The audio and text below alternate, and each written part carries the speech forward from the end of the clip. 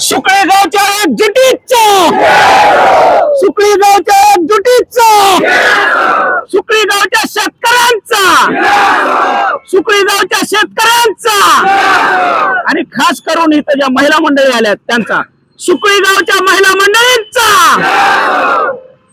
हा जो आजचा विजय आहे तो सर्व आणि शाळेतल्या लेकरांचा देखील आज या ठिकाणी हा विजय जल्लोष खरं तर तुमच्या एकजुटीचा आहे। हा विजय नसून हा तुमचा हक्क आहे आणि हा अधिकार आहे, तो अधिकार भेटला पाहिजे। हे सुकळी गाव लोकसंख्येने जरूर छोटा आहे, पण या गावची जी एकी आहे ते माझ्या आवडीचं गाव आहे, माझ्या प्रेमाचं गाव आहे आणि तुमच्यासारखं प्रेम खरं आणि एकी कुठंच बघत नाही तुमच्या गावात। ज्यावेळेस मी पहिल्यांदा आलतो त्यावेळेस मला सगळे म्हणायचे माझ्या गावासारखं तर बाराचं कुणीच नाही। का म्हणायचं? माझ्या गावासारखं तर बाराचं कुणीच नाही। मी म्हणलं त्याला थांब, मी 13चा आहे, मी 13चा आहे, आपण गावात सगळं काय करू। पण ज्यावेळेस तुमच्या बसले सगळ्याच 2-3 दिवस म्हणणं ऐकलं, कुणी ते त्याच्यावर पडतंय, कुणी हे ह्याच्यावर पडतंय, पण संध्याकाळी जुळून सगळे एकत्र येतात। ही गावाची एक वैशिष्ट्य आहे आणि चांगल्या कामाला एकत्र येतात। आज आपला हा रेल्वेचा पूल आहे।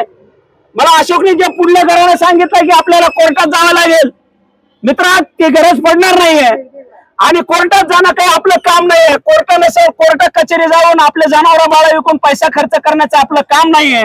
आपल्याला जर अन्याय नाही सहन झाला तर जरांगे पाटील जसं तिथं त्या गावामध्ये गाव जग एकत्र करू शकतात, आपण आपल्या हक्कासाठी आपल्या गावात सुद्धा प्रशासन बोलू शकतो, एवढी ताकद आपल्याकडे। त्याच्यामुळे आपल्या हक्कासाठी आपण गाव नाही सोडायचं। आपण हे जे इथं बसलेले आहेत या देशाचे मालक आहेत, आपण इथं जे बसलेलो आहोत देशाचे मालक आहोत आणि इथं जे काम करायला प्रशासन ठेवलंय ते आपण काम करायला ठेवणार, आपल्या पगारीवर आपण दिलेल्या पैशावर पगारी घेतात, म्हणून त्यांच्या दारात आपण आज आलोय। पहिल्यांदा सांगायला आलोय आणि जर एवढं सांगण्यावर आणि एवढ्या म्हणण्यावर जर काम नाही झाली तर तिथून पुढले ते प्रशासन आपल्या मालकाच्या दारात असेल याची गॅरंटी तुम्हाला देतो। आणि आता मित्रांनो हा आनंद नाहीये, हा आपला अधिकार आहे। जे यांच्या शेती जात होते त्यांचा देखील त्याची तळमळ असेल, त्यांची शेती जाते, पाण्याचा बोर जातोय, पण प्रशासनानं विकासासाठी काही गोष्टी आपल्याला बलिदान करावे लागतात। तो पूल आज झाला तर तो फक्त सुकळी गावासाठीच नसेल तर तिकडून येणाऱ्या जे शेतकऱ्यांचा माल असेल, दुसऱ्या गावांचा माल असेल, तो देखील त्या पुलावरून क्रॉस होणार आहे। म्हणून हा सर्वसामान्याच्या कामाला येणारा पूल आहे, दळणवळणासाठी येणारा पूल आहे। नाम मात्र सुकळी हे गाव आहे, पण हा पूल सर्वांना प्रेमानं प्रेमाचा संबंध बांधण्याचं काम करणार आहे, ही गोष्ट लक्षात असू द्या।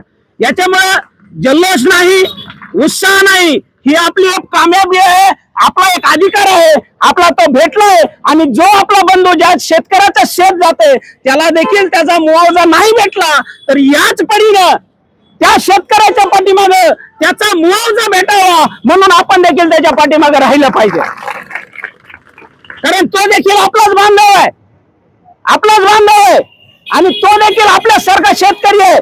जर उद्या या प्रशासनानं जी गोष्ट त्याच्यासाठी सांगितली आम्ही बोर देऊ, त्याला मुआवजा देऊ, आणि जर मुआवजा नाही दिला आणि त्याला बोर नाही दिले तर याच ताकदीनं त्या शेतकऱ्यांच्या प्रश्नाच्या मागे आपण उभे राहू हे देखील त्यांना आश्वासन दिलं पाहिजे।